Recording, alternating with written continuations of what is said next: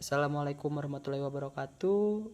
Izinkan saya memperkenalkan diri. Nama saya Muhammad Bahrudin Yusuf dengan NPM 20257 dari kelas G mata kuliah Perbandingan Hukum Pidana. Di sini saya akan menjelaskan sedikit mengenai sistem hukum di dunia. Sebelum membahas lebih jauh mengenai sistem hukum yang ada di dunia, alangkah baiknya kita mengenal terlebih dahulu apa itu sistem hukum. Di sini dapat kita lihat sama-sama terdapat beberapa pengertian sistem hukum menurut para ahli. Yang pertama, menurut Freud menjelaskan bahwa sistem hukum merupakan rangkaian kesatuan peraturan-peraturan hukum yang disusun secara tertib menurut asas-asasnya. Lalu selanjutnya terdapat oleh Subakti menjelaskan sistem hukum adalah suatu susunan atau tatanan yang teratur suatu keseluruhan di mana terdiri dari bagian-bagian yang berkaitan satu sama lain, tersusun menurut suatu rencana atau pola hasil dari suatu pemikiran tersebut untuk mencapai suatu tujuan. Dan yang terakhir, menurut Sudikno Metukusumo menjelaskan jika sistem hukum ialah suatu kesatuan yang terdiri dari unsur-unsur yang mempunyai interaksi satu sama lain dan bekerja sama untuk mencapai tujuan kesatuan tersebut. Sistem hukum memiliki sifat yang terbuka dan dapat dipengaruhi serta mempengaruhi sistem hukum lain yang di luar hukum. Maka dari itu, dalam sistem hukum terdapat persamaan dan perbedaan. Faktor itulah yang membuat beragamnya sistem hukum yang ada di dunia. Yang pertama ada sistem hukum Eropa kontinental atau civil law system. Yang kedua ada sistem hukum Anglo-Saxon atau common law system. Yang ketiga ada sistem hukum Islam. Yang keempat ada sistem hukum sosialis. Dan yang kelima sistem hukum Sub-Sahara atau African law system.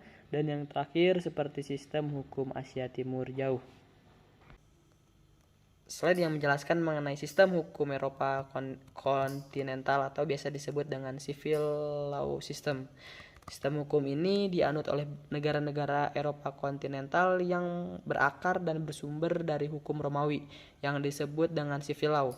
Penggunaan terminologi civil law adalah karena hukum Romawi berasal dari karya Raja Justinianus, yakni Corpus Juris Civilis. Corpus Juris Civilis adalah kompilasi aturan hukum yang dibuat atas arahan Raja Justinianus, berisi kodifikasi hukum yang bersumber dari keputusan raja-raja sebelumnya, dengan tambahan modifikasi yang disesuaikan dengan kondisi sosial dan ekonomi pada zaman tersebut. Ciri sistem hukum Eropa kontinental adalah lebih mengutamakan Reichsstaat atau negara hukum yang memiliki karakter administratif dan menganggap hukum itu tertulis. Artinya kebenaran hukum dan keadilan terletak pada ketentuan yang tertulis. Sistem hukum ini telah dipraktikkan di beberapa negara seperti Prancis, Jerman, Italia, Swiss, Austria, Amerika Latin, Turki, dan beberapa negara Arab, Afrika Utara, dan Madagaskar. Lalu yang kedua, terdapat sistem hukum Anglo-Saxon atau common law system. Sistem Anglo-Saxon atau yang biasa dikenal dengan common law adalah sebuah sistem hukum yang berasal dari Inggris, kemudian menyebar ke Amerika Serikat dan juga jajahan-jajahan lainnya. Kata Anglo-Saxon berasal dari nama bangsa, yaitu Anglo-Saxon yang pernah menjajah Inggris yang ditaklukkan oleh Hertog Normandia William. William lalu mempertahankan hukum kebiasaan masyarakat pribumi dengan memasukkan juga unsur hukum yang berasal dari Eropa kontinental. Sistem hukum Anglo-Saxon ini merupakan sistem hukum yang didasarkan pada jurisprudensi atau putusan hakim terdahulu, atau doktrin yang dikenal dengan nama The Doctrine of Precedents or Stare Decisis, yang menyatakan bahwa dalam memutuskan suatu perkara, seorang hakim harus mendasarkan putusannya pada prinsip hukum yang sudah ada dalam putusan hakim lain dari perkara sejenis sebelumnya atau preseden. Selain itu, peran hakim dalam sistem hukum ini lebih besar dan bukan hanya menjadi penafsir hukum. Hakim menjadi sangat sentral karena dapat menciptakan hukum atau biasa dikenal dengan judge-made law. Putusan hakim tersebutlah yang memberikan kepastian hukum sekaligus hukum yang utama. Ciri tidak tertulis atau unwritten sangat meletak pada sistem hukum ini. Keberjalanan hukum juga dinilai lebih dinamis, sejalan dengan dinamika pada masyarakat. Sistem hukum ini diterapkan di Irlandia, Inggris, Australia, Selandia Baru, Afrika Selatan, dan juga Amerika. Lalu yang ketiga ada sistem hukum Islam. Salah satu ciri khas terkuat dari sistem hukum Islam ini yang membedakan dengan sistem Eropa kontinental dan Anglo-Saxon adalah dasar hukum pelaksanaannya yang berlandasan pada kitab suci agama Islam dan ajaran sunnah Nabi Muhammad SAW berupa Al-Quran dan hadis.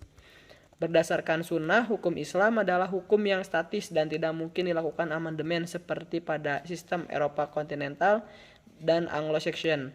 Namun perubahan dalam hukum Islam bisa dilakukan dengan metode penafsiran berdasarkan pada keilmuan dalam tradisi hukum Islam, seperti melalui fikih, usul fikih, ulumul hadis, melalui metode ijtihad yang ditimbulkan ulama dan ahli fikih. Lalu selanjutnya terdapat sistem hukum sosialis. Sistem hukum sosialis ini merupakan sistem hukum yang didasari ideologi komunis. Sistem yang tercipta di sini berfokus pada sosialis atau meletakkan pondasi pada ideologi negara komunis dengan semangat pada minimalisasi hak-hak pribadi. Lalu negara dapat menjadi pengatur dan pendistribusi hak serta kewajiban warga negaranya dan menjadikan sistem hukum ini kepentingan pribadi yang melebur dalam kepentingan bersama. Beberapa negara yang menerapkan sistem hukum sosialis, contohnya Bulgaria, Yugoslavia, Kuba, dan negara-negara bekas jajahan Uni Soviet. Lalu yang kelima, terdapat sistem hukum sub-Sahara atau African Law System. African Law System ini ialah sistem hukum yang berorientasi pada komunitas atau semua hal yang berkaitan dengan solidaritas sosial dari suatu komunitas menjadi aturan hukum yang disepakati bersama untuk dijadikan, ditaati, dan dipatuhi oleh semua orang. Dalam sistem hukum ini, warga negara terikat dengan aturan komunitasnya.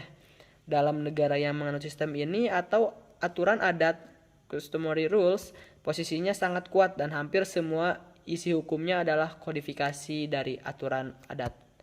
Lalu yang terakhir ada sistem hukum Asia Timur jauh atau Far East Law. Sistem hukum Far East Law memiliki ciri utama di mana mereka menekankan harmoni dan tatanan sosial. Atau dengan kata lain, sistem ini selalu berusaha untuk memperkuat harmoni dan tatanan sosial dan tidak menyukai hadirnya konflik secara terbuka. Hal ini disebabkan oleh konflik terbuka yang cenderung mendorong lahirnya disintegrasi dan mencegah tatanan sosial yang ada. Akibatnya dalam sistem hukum ini, masyarakat menghindari proses litigasi hukum dan lebih menyesuaikan konflik non-hukum. Sistem hukum ini biasanya digunakan di negara Jepang, Malta, Filipina, Sri Lanka, Switzerland, dan yang lainnya. Oke, setelah membahas mengenai sistem hukum yang ada di dunia tersebut, dapat disebutkan jika sistem hukum dapat berasal dari produk sejarah yang sangat dipengaruhi oleh masyarakat. Hal ini dikarenakan masyarakat yang menemukan hukum dalam praktik dan menjadi alasan mengapa hukum tidak bisa dilepaskan dari masyarakat.